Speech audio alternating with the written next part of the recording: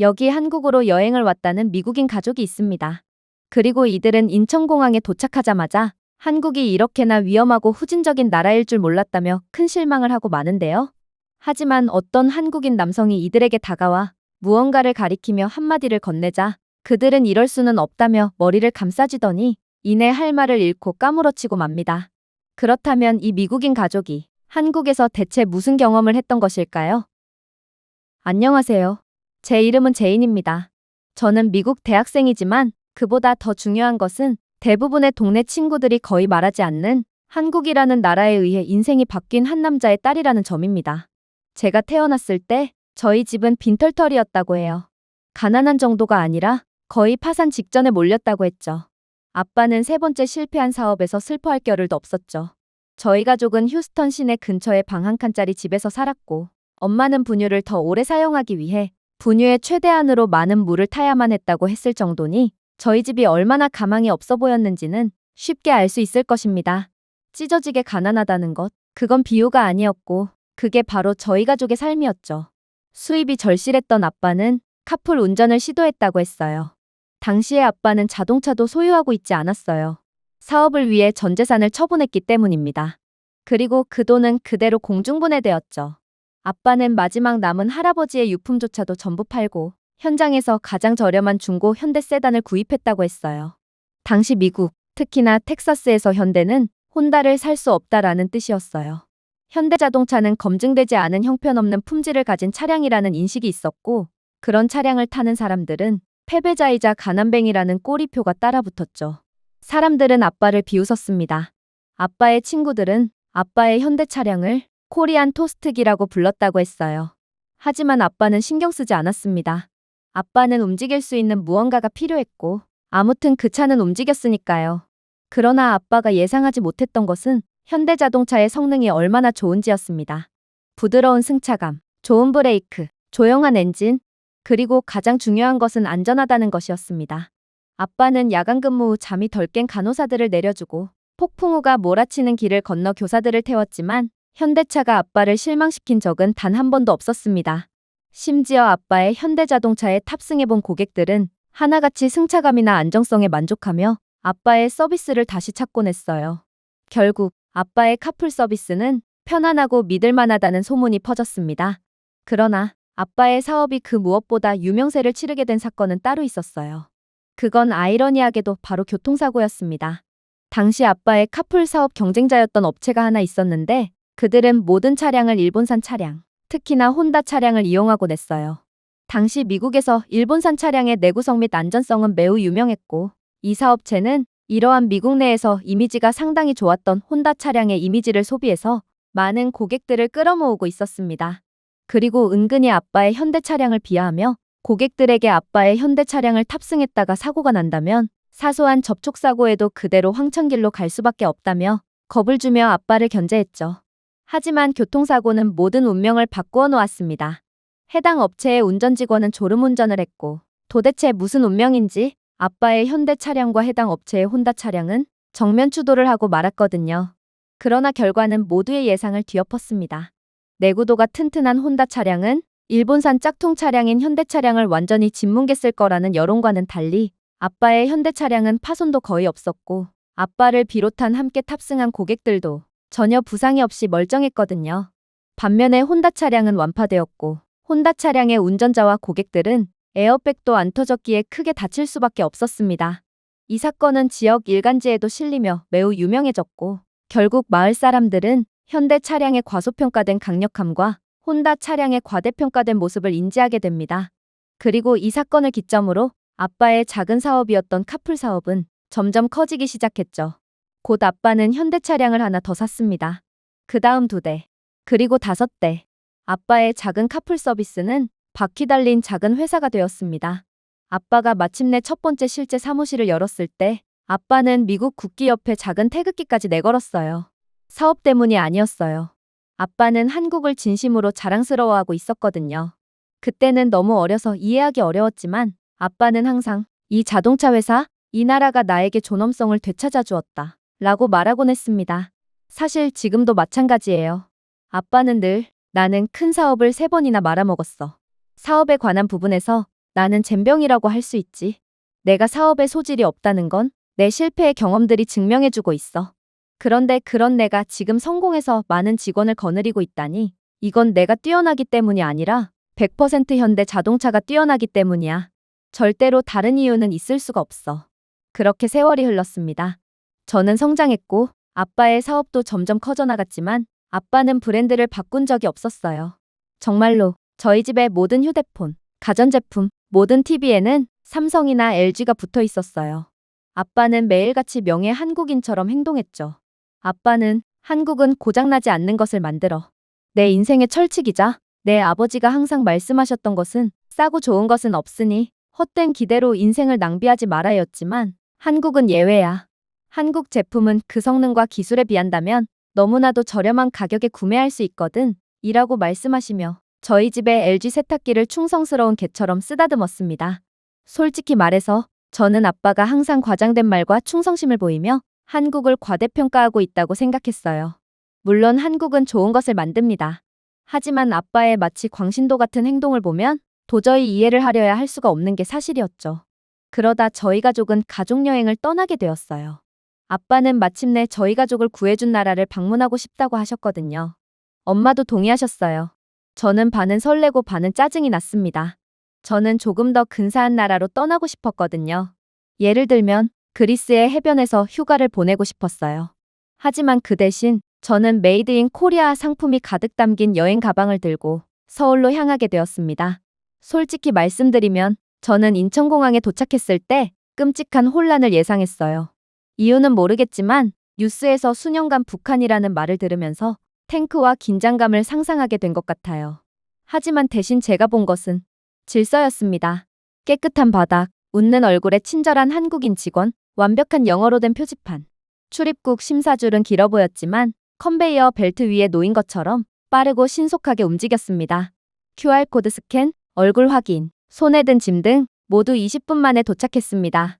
모든 것은 무인 AI 기술로 신속하게 이루어졌습니다. 저는 아빠를 흘끗 쳐다봤어요. 아빠는 거의 눈물을 참고 계셨어요. 제인, 이것 좀 봐. 그가 속삭였어요. 한국은 제품뿐만 아니라 공항도 믿을 수 없을 만큼 좋게 만들었어. 저는 아빠의 들뜬 모습에 눈을 굴렸지만 속으로는 저도 감명을 받았습니다. 깨끗하고 친절하고 평화롭고 빠른 공항, 그것도 무인으로 운영되고 있다니 이건 당연히 전 세계에서 가장 뛰어난 공항으로 보였거든요. 하지만 이러한 기대도 잠시 저희에겐 예상치 못한 일이 일어났습니다. 군인들과 응급구조대원들이 갑자기 홀에서 조직을 꾸리고 명령을 내리며 일사불란하게 움직이기 시작했거든요. 잠시 당황했습니다. 엄마는 숨을 헐떡였죠. 이게 뭐야? 전쟁이라도 난 거야? 사실 저는 한국으로 가는 비행기에 탑승하기 전에 휴전 국가인 한국에서 전쟁이라도 나면 어쩌냐며 계속해서 호들갑을 떨던 차였습니다. 그리고 그러한 불안은 이제 엄마한테도 전염이 된 듯 보였어요. 심지어 그렇게나 한국은 안전한 국가라며 노래를 부르던 아빠마저 이제는 즉시 짐을 버리고 나를 따라와 라고 외치며 저를 끌고 어디론가로 달려가기 시작했어요. 아빠는 마치 세계 종말을 앞두고 있는 사람처럼 공포에 질린 채 달려갔고 아빠에게 버려진 엄마는 황당하다는 듯 멀리서 아빠를 쳐다보고 있을 뿐이었죠. 하지만 여전히 이상했습니다. 호들갑을 떠는 저희 가족과는 달리 주변에 보이는 다른 한국인들은 전혀 걱정을 하는 것 같지가 않았거든요. 그때 충격적인 일이 벌어졌습니다. 제복을 입은 한국인 공항 직원이 와서 거의 완벽한 영어로 이것이 정기적인 합동대응 훈련이라고 차분하게 설명했거든요. 한국은 이런 훈련을 자주 실시합니다. 라고 그는 말했습니다. 군대, 소방, 경찰이 함께 비상 상황에 대비한 훈련을 진행하는 것입니다. 매우 정상적인 훈련이죠. 아시다시피 공항에서는 무슨 일이든 일어날 수가 있거든요. 테러 조직들이 기승을 부릴 수도 있고 예상치 못한 화재가 날 수도 있어요. 그리고 그러한 잠재적인 사고를 예방하기 위해서 저희는 늘 훈련하며 대응력을 갖추고 있습니다. 한국은 유사시에 여러분들을 책임지고 도울 것이고 어떠한 피해도 발생하지 않도록 노력할 것입니다. 그러니 불편하시더라도 조금만 협조해 주시면 감사하겠습니다. 아빠는 여전히 움직이는 군대와 필수 인력들을 바라보며 돌아서서 말씀하셨습니다. 이게 정상이라고. 미국에서는 공항에서 이런 훈련을 진행하려면 6개의 기관, 2건의 소송, 그리고 3주간의 청문회가 필요할 거야. 훈련을 계획했던 기관은 소송비로만 수백억이 뜯기고 말겠지. 저는 대꾸할 수가 없었습니다. 그건 사실이었거든요. 그러나 정말로 충격적이었던 점은 따로 있었습니다. 그건 바로 한국은 이러한 훈련 상황마저 그 누구보다 실전처럼 수행하고 있었기 때문입니다. 한번 가동하는데 상당한 비용이 드는 고가의 장비들을 한국의 군인들, 경찰들 등의 필수 인력들은 전부 장비를 실제로 작동시키며 실제 훈련처럼 최선을 다했어요. 아빠가 이러한 훈련을 지켜보는 다른 한국인 시민에게 도대체 한국은 돈이 남아도는 국가냐고 물으며 황당함을 표하자 이 한국인 시민은 유창한 영어를 구사하며 놀라운 대답을 해오더라고요. 글쎄요. 당연히 훈련은 실전 상황을 가정하여 진행되는 것이므로 아무리 많은 비용이 들더라도 실전처럼 진행해야 하는 것 아닌가요? 설령 이 훈련 때문에 더 많은 세금을 지출해야 한다고 해도 이에 불만을 가질 한국인들은 단 한 명도 없을 거예요. 왜냐하면 한국은 이런 철저한 준비를 통해 지금까지 나라를 지켜온 국가거든요. 그의 말이 저를 강타했습니다. 평온함은 무지가 아니었습니다. 신뢰였죠. 이 사람들은 자신의 시스템, 정부, 동료 시민들을 신뢰했습니다.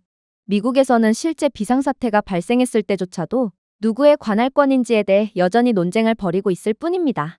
그러니 대응도 늦어지고 비효율적인 작전을 진행할 수밖에 없는 것이죠. 그렇게 저희 가족 모두는 큰 충격을 받은 채 계속해서 이동했습니다. 아빠는 자신이 종교처럼 믿는 한국이 훌륭한 모습을 보이자 일전의 겁에 질린 표정은 온데간데 없이 마치 어린아이처럼 들뜬 채로 넋살을 부리기 시작했어요. 공항 직원이 갤럭시 휴대폰이 아닌 애플의 아이폰을 사용하고 있자 아빠는 여지없이 직원에게 말을 걸었어요. 실례합니다, 선생님. 아빠가 소리쳤습니다. 당신은 왜 한국인이면서 미국의 스마트폰을 사용하는 것이죠? 아이폰보다 삼성의 갤럭시가 훨씬 뛰어나요. 삼성 스마트폰은 국보라고요. 아빠는 성스러운 유머를 보여주는 사제처럼 자신이 사용하는 갤럭시 폴드를 꺼내 들었습니다. 한국은 자신들의 것을 자랑스러워해야 합니다. 아무리 미국에 좋은 기업들이 많다지만 이 정도 수준의 기술력을 가진 브랜드는 거의 찾아볼 수 없거든요. 갑자기 황당한 공격을 당하게 된 한국인 직원은 그저 눈을 깜빡일 뿐이었어요. 저는 그가 무슨 생각을 하는지까지 알아들을 수 있을 것 같았죠. 이 외국인이 나보고 왜 삼성을 충분히 숭배하지 않냐며 소리친 거야? 그런데 어째서 미국인인 그가 자신의 조국보다 한국을 더욱 숭배하는 거지? 그는 제정신이 아닌 것이 틀림없어. 한국인 직원은 제가 본 것 중 가장 정중한 가짜미소를 지어주었지만 저는 분명 그가 제가 추측한 대로 생각을 했다고 확신합니다. 아무튼 그렇게 저희는 인천공항을 빠져나갔습니다. 아마 제게 결정권이 있었다면 저는 곧바로 북촌 근처의 조용한 카페에서 유자차를 마시며 일기를 쓰는 척했을 것입니다. 하지만 아빠는 언제나 그렇듯 한국에 대한 사명을 가지고 계셨어요. 비행기를 탈 때부터 아빠는 한국의 전통시장에 대해 계속 말씀하셨어요. 거기에는 한국의 진정한 영혼이 있어. 그러니 우리는 반드시 전통시장부터 향해야 해. 라고 아빠는 질리도록 반복해서 말했죠. 엄마마저 그만 좀 하라고 핀잔을 주었을 정도로 아빠는 끈질겼습니다. 도대체 한국의 전통시장이 어떤 곳이길래 아빠를 그렇게나 매혹시켰던 것일까요? 아빠는 한국을 와본 것이 이번이 처음이었는데 도대체 어떤 점이 아빠를 미치게 만들었을까요? 그렇게 저는 진짜 한국을 느끼기 위해 한국의 전통시장에 도착하게 됩니다. 그리고 시장 입구에 들어서자마자 저는 처음에 회의적이었던 마음이 완전히 사라지게 되었죠. 저는 다른 나라의 이른바 전통시장에 가본 적이 많은데 전통시장의 공통점은 하나같이 위생이 형편없었다는 것입니다. 하지만 한국에서만큼은 완전히 달랐습니다. 가장 먼저 눈에 띄는 것은 시장 기준으로 깨끗한 것이 아닌 병원을 기준점으로 삼아도 한국의 전통시장은 웬만한 병원보다도 깨끗했다는 것이었습니다. 바닥이 반짝이고 있었어요. 전통시장이었음에도 공기에서는 부패한 생고기나 비린내가 나지 않았습니다. 상인들은 항상 앞치마와 플라스틱 장갑을 착용했고 심지어 만두 스탠드 앞에는 모션 센서 디스펜서와 집게용 UV 살균기가 완비된 손 소독기 스테이션도 있었습니다. 이런 수준급의 위생을 보다 보니 이건 마치 길거리 시장이라기보다는 이케아 쇼룸처럼 느껴졌어요. 하지만 저를 진정으로 경악시켰던 부분은 따로 있었습니다. 그건 바로 QR코드였어요. 모든 음식 가판대에는 QR코드가 하나씩 있더군요. QR코드를 스캔하면 전체 메뉴, 알레르기 정보, 재료 원산지, 심지어 실시간 대기열 상태까지 볼 수 있었습니다. 즉, 저희는 한국어를 단 한마디도 못함에도 완벽한 정보를 얻고 손쉽게 주문까지 마칠 수 있었다는 것입니다. 그것도 전통시장에서 말이죠. 어떻게 아날로그의 대명사인 전통시장에서 이 정도의 최첨단 시스템을 갖추고 있을 수가 있단 말인가요? 하지만 정말로 놀라웠던 건 이러한 한국의 최첨단 기술력이나 시스템이 아니었어요. 바로 한국인들 그 자체였죠. 저희는 한국에 처음 왔어요? 라고 물어보며 무료 시식용 음식을 주겠다고 고집하는 할머니가 운영하는 노점에서 시식용 떡볶이를 먹었습니다.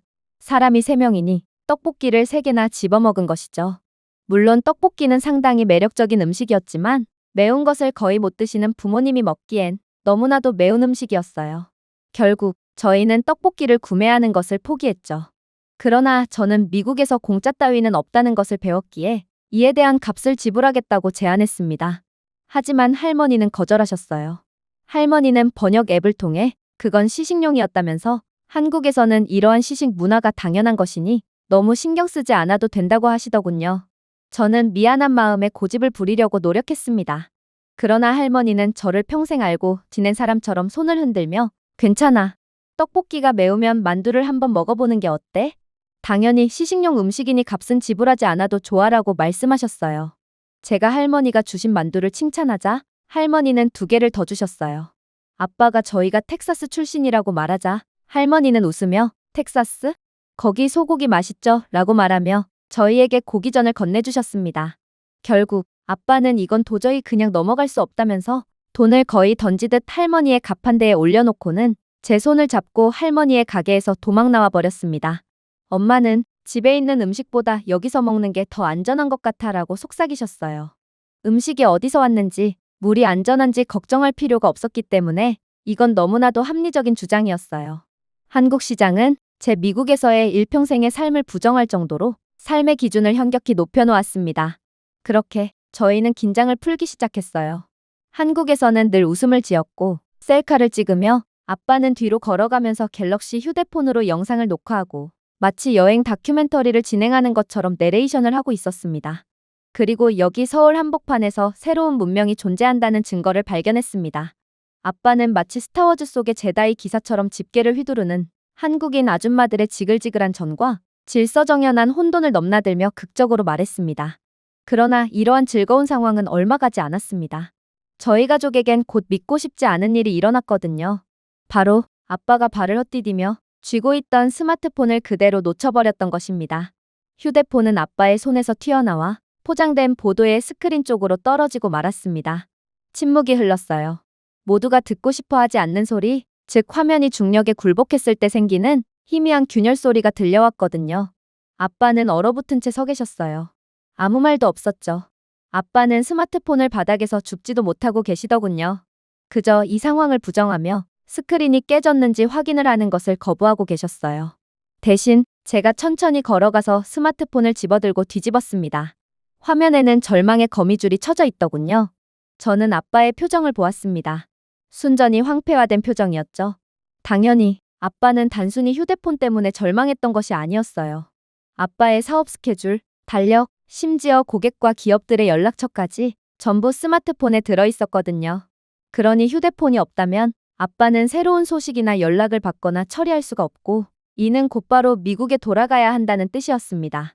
엄마는 아빠의 어깨 위로에 손을 얹었지만 아빠는 인도에 앉아서 눈을 가릴 뿐이었어요. 여행은 끝났어. 아빠가 중얼거렸습니다. 나는 돌아가야만 해. 그러나 한국은 정말 종잡을 수가 없는 국가였습니다. 30대 후반으로 추정되는 한 한국 남성이 지나가다가 절망한 아빠를 보더니 그대로 멈췄거든요. 그는 고장난 휴대폰을 바라보았고 그 다음에는 아빠의 얼굴을 바라보았습니다. 도움이 필요하신가요? 그는 영어를 유창하게 구사하며 물었습니다. 저는 절망에 빠진 아빠 대신 상황을 설명했습니다. 저는 그가 어깨를 으쓱하며 절망할 만하군요. 그 문제는 해결할 수가 없어요. 라고 말할 것이라고 예상했습니다. 그러나 이 한국인 남성은 놀라운 답변을 건네오기 시작했어요. 여기서 약 3분 거리에 삼성 서비스 센터가 있습니다. 제가 길을 안내해 드릴게요. 저는 걱정하지 마세요 라고 말하고 싶었습니다. 미국에서 휴대폰을 수리한다는 것은 교체품을 받고 수리를 마치기 위해 최소 3주 이상을 기다리거나 연결되지 않는 상담 직원 대신 고객 서비스복과 하루 종일 말다툼을 벌이는 것을 의미했거든요. 그런데 한국은 스마트폰 수리센터가 3분 거리에 있다니 이건 도저히 말이 안 되는 상황이었습니다. 거짓말이 틀림없었죠. 하지만 아빠는 일어나서 얼굴을 닦으며 뭐라도 해보자라고 말씀하셨어요. 정말로 아빠는 사업 세계를 연달아 말아먹고 완전히 희망이 없을 때 한국이 자신을 구원해줬던 상황을 떠올리고 있는지 나름 희망을 가지며 최대한 밝은 표정을 유지하기 위해 노력했는데요. 아빠는 스마트폰을 여기에 떨어뜨린 게 다행이네요. 마침 서비스 센터가 3분 거리에 있으니까 말이에요. 미국에서 수리센터를 가려면 하나의 줄을 건너야 하죠. 즉, 비행기를 타고 이동해야 한다는 말입니다. 라고 말하며 넋살을 부렸거든요. 그런데 이 한국 남자의 반응이 충격적이었습니다. 그는 눈썹을 치켜올릴 뿐이었거든요. 그래요? 사실 한국에는 어디에나 서비스 센터가 있어요. 아마도 당신은 아무 곳에나 스마트폰을 떨어뜨렸어도 10분 이내에 도움을 받을 수 있었을 것입니다. 아빠는 대답조차 하지 않으셨어요. 아빠는 한국이 자신을 놀라게 할 때마다 항상 짓는 눈빛, 부분적으로는 경외심, 부분적으로는 감사함을 표현했죠. 그렇게 저희는 사전 예약도 하지 않고 어떠한 서류 작성도 없는 상태로 센터로 들어갔습니다. 하지만 한국인 접수원은 저희를 따뜻하게 맞아주고 어디론가로 무전을 하더니 2분 이내에 기술자를 데리고 나오더군요. 여전히 작성할 양식도 없었고 조금의 지연도 없었습니다. 미국의 수리센터는 애초에 찾아가는 것도 문제지만 예약을 하고 와도 반나절 이상 센터에서 대기를 하는 것이 기본이기에 아빠는 한국의 체계적이고 신속한 모습에 그저 당황스럽다는 표정을 지을 뿐이었어요. 그런데 그렇게 만나게 된 한국인 기술자는 또다시 놀라운 모습을 보여주기 시작했습니다. 일단 그는 외국인 전담 기술자였기에 유창한 영어를 구사했는데요. 심지어 그는 무뚝뚝하고 불친절한 미국인 기술자들과는 달리 여전히 걱정스럽다는 표정을 짓고 있는 아빠에게 괜찮을 거라는 위로의 말을 건네며 아빠를 달래주었기에 이렇듯 놀랍도록 친절한 서비스를 받은 아빠는 이런 서비스는 평생을 살면서 처음이라며 감격을 하는 반응을 보이기도 했어요. 그러나 그러한 감동적인 상황도 잠시 한국인 기술자는 믿고 싶지 않은 진단 결과를 내리더군요. 그는 손상을 검사하며 표정을 잔뜩 찌푸리더니 손가락 3개를 들었거든요. 아빠는 숨을 헐떡였습니다. 3주? 안 돼요. 저는 그만큼의 시간이 없어요. 아무래도 저는 미국으로 다시 돌아가야겠군요. 그런데 한국인 기술자는 예상치도 못한 반응을 보이기 시작했습니다. 그는 고개를 가로젓더니 놀라운 답변을 건네왔거든요. 한국은 세계 최고의 수리 기술을 가진 국가입니다. 저희에게 하루를 넘어가는 수리 작업은 거의 존재하지 않아요. 저는 30분을 말한 겁니다. 이 정도 손상은 한국에서는 고등학생 견습생조차 손쉽게 수리할 수 있을 정도로 경미한 손상이거든요. 저는 아빠를 바라보았습니다. 그리고 아빠는 기술자를 바라보았죠. 잠시 동안 아무도 말을 하지 않았습니다. 그러자 한국 찬양자이자 한국 관련 과잉 반응의 제왕인 아빠는 두 손을 모아 이 나라에 신의 축복이 있기를이라고 말씀하시더군요. 이러한 아빠의 반응에 한국인 기술자는 웃으며 고개를 숙이고 수리센터 한편에 설치되어 있는 간이 카페를 가리켰습니다. 잠시 대기해 주시면 곧바로 처리해 드리겠습니다. 저희는 수리를 기다리는 동안 저희 집 거실 소파보다 더 좋은 가죽의자에 앉았습니다. 이곳에는 스타벅스조차 부끄럽게 할 라떼가 있는 무료 커피 머신이 있었어요. 벽에 걸린 삼성의 TV에서는 8K 뉴스가 재생되었고 앵커의 코에 있는 모공까지도 너무 선명하게 보이더군요. 아빠는 속삭였습니다. 미국에서는 여기 앉기만 해도 $50를 받을 거야. 어떻게 이런 공간이 무료로 그것도 수리센터에 있을 수가 있지? 그러나 결과적으로 저희는 커피를 단 한 모금밖에 마시지 못했습니다. 왜냐하면 기술자는 약속을 어겼거든요. 그는 30분이 아닌 5분 만에 돌아왔습니다. 제가 잘못 말한 게 아닙니다. 그는 정말로 단 5분 만에 수리를 완료했어요. 심지어 아빠의 스마트폰은 단순히 수리된 정도가 아니라 완전히 새 것처럼 보였어요. 아빠는 갓 태어난 아들인 것처럼 자신의 삼성 스마트폰을 움켜쥐었습니다. 이게 어떻게 가능한 거야? 아빠는 더듬거리며 말했습니다. 기술자가 미소를 지었어요. 한국에 오신 것을 환영합니다. 그게 다였어요. 기다림의 시간 따위는 없었습니다. 비용이요? 미국에서 수리를 진행하는 것보다 5배는 저렴했어요. 친절은 다시 언급할 가치도 없죠. 이게 바로 한국이었습니다. 아빠가 존경하고 숭배하는 국가, 저희 가족의 삶을 완전히 뒤바꾼 국가. 한국은 기적을 만들기에 충분한 잠재력을 가진 국가였던 것입니다. 그렇게 저희는 수리센터에서 떠나려고 했어요. 그런데 그 순간 어딘가를 주시하던 아빠가 멈추더군요. 저 TV. 휴게 공간에 있는 8K TV요? 구매할 수 있는 건가요? 직원이 눈을 깜빡였습니다. 지금요? 네, 지금이요. 텍사스로 배송받고 싶습니다. 직원은 아빠에게 잠시만 기다려달라고 말했고 어디론가로 전화를 걸었습니다. 그리고 몇 분 안에 다시금 대답을 해오더군요. 확인해 본 결과 조금 문제가 있어요. 당신이 한국 여행을 마치고 다시 텍사스로 돌아가는 것보다 TV가 더 빨리 배송될 것 같거든요. 당신이 집에 도착한 이후로 TV가 배송되도록 배송을 늦춰드릴까요? 아빠는 거의 까무러치기 직전이었습니다. 미국에서는 국내 물건을 배송받는 데만 해도 한 달 이상은 걸립니다. 그런데 한국은 해외 배송, 그것도 2억 마일리 떨어져 있는 미국으로 물건을 보냄에도 이렇게나 빠르게 처리가 가능하다니 이건 도대체가 이해가 안 가는 수준의 속도이자 서비스였거든요. 그렇게 아빠는 다시는 삼성 휴대폰을 잃지 않겠다며 휴대폰 케이스와 액정 필름까지 구매한 뒤 서비스 센터에서 나왔습니다. 그렇게 한국에서의 시간을 이어나가다 보니 어느새 날은 어두워졌습니다. 미국이었다면 어둠이 드리움과 동시에 숙소로 피신을 해야 했을 것입니다. 미국뿐만이 아니죠.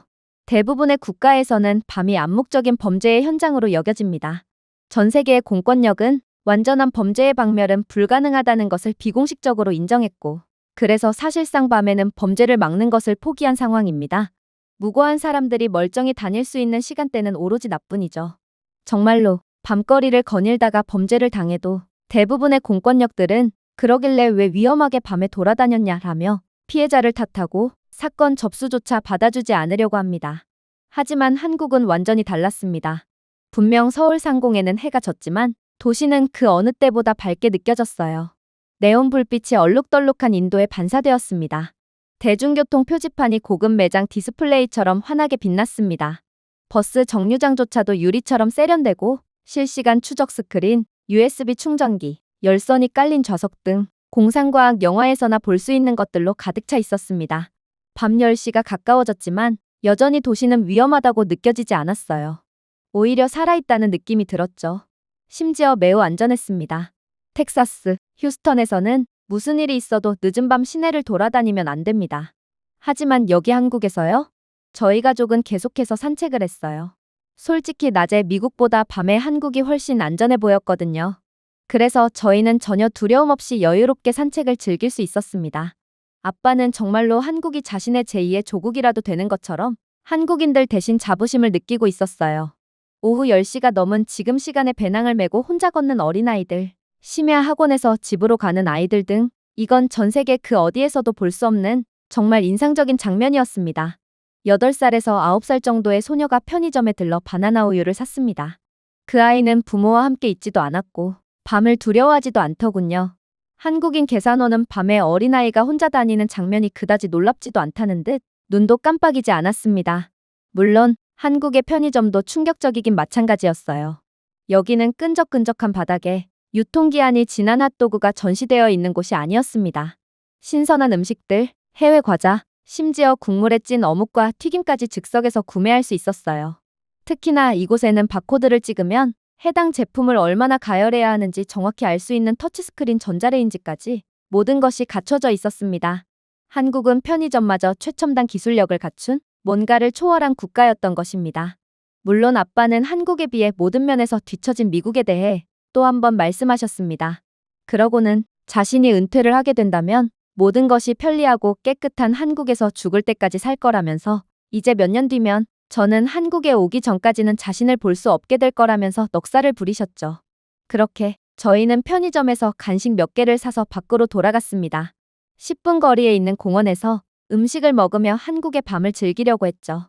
하지만 그렇게 저희 가족이 밤의 여유를 즐기고 있을 때 아빠가 외마디 비명소리를 지르셨습니다. 아빠는 호들갑을 떨며 모든 주머니를 뒤집어 까더니 이내 지갑을 매장 카운터에 두고 왔다며 비명을 지르셨죠. 아빠는 당황한 채 서둘러 편의점으로 돌아갔지만 사실 아빠의 눈에는 당황보다는 체념의 감정이 더욱 선명해 보였어요. 당연했죠. 아빠는 거의 대부분의 돈을 현금으로 가지고 계셨는데 아무리 한국인들의 시민의식은 전 세계 최고 수준이라고 해도 현금으로 꽉 찬 지갑을 보면 욕심이 생기지 않을 리가 없거든요. 그리고 아빠는 편의점에 도착하자마자 외마디 비명소리를 내지르며 경악을 하고 말았습니다. 지갑은 여전히 손대지 않은 채 그 자리에 그대로 있었거든요.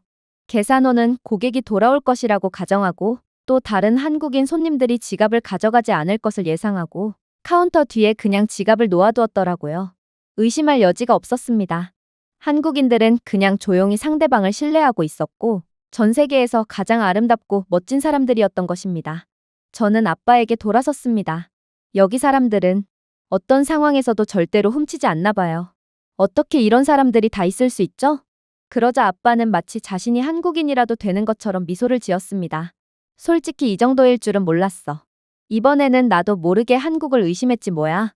같은 상황에서 내 지갑을 가져가지 않을 사람들은 전 세계에서 한국인들이 유일할 것이 분명해. 아무래도 한국인들은 외국인들이 세상에 대해 가졌던 편견이 틀렸다는 것이 증명될 때까지 최선을 다하는 것 같아. 안타깝게도 우리의 조국에서는 그 반대지. 세상은 예상했던 것보다 훨씬 더 가혹하고 잔인하다는 것을 앞다투어 증명하려는 한심한 놈들 뿐이거든.